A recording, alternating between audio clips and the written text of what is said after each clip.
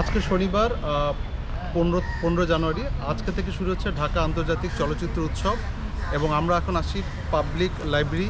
এখানে হচ্ছে Dhaka international film ফেস্টিভ্যালের মূল যে অফিসটা যেখান থেকে এটা চালানো হবে সেটা এখানেই বসানো হয়েছে।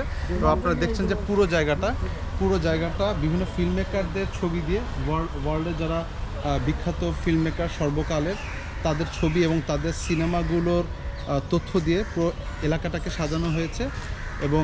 এবং আমরা এখানে দেখতে পাচ্ছি 3টো বুথ আছে যেখানে আপনারা সব খবর পাবেন। টিকেটের একটি বুথ, একটি হচ্ছে ইনফরমেশন সেন্টার, আর একটি হচ্ছে প্রেস। টিকেটের জন্য আপনারা এখান থেকে শুধুমাত্র কিছু ছবির ক্ষেত্রেই টিকেটের ব্যাপার আছে, কিন্তু স্টুডেন্টরা তাদের স্টুডেন্ট আইডি দেখালেই প্রবেশ করতে পারবেন। ইনফরমেশন সেন্টারে আমাদের বিভিন্ন সিনেমাগুলো এবং ব্রোশিয়ারগুলোও পাওয়া যাবে। আর প্রেসের থেকে আমরা কোনো খবর যদি আমরা জানতে চাই বা কোনো ছবি তুলি আমরা বা কোনো সাক্ষাৎকার আমরা কেউ নিয়েও থাকি, সেটা আমরা এখানে জমা দিতে পারবো।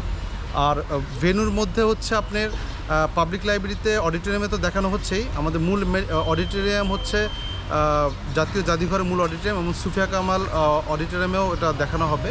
এছাড়া আলিয়াস ফ্রাসেস এবং পাবলিক লাইব্রেরির দুটো কেন্দ্রে সিনেমাগুলো দেখানো হবে।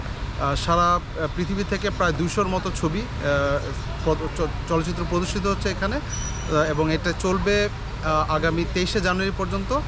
আপনাদের সবাইকে এখানে আমন্ত্রণ এবং এমইটিভি চোখ রাখছে এখানে কি হচ্ছে ছবিগুলো সম্পর্কে এবং দর্শকদের প্রতিক্রিয়া নেওয়ার জন্য।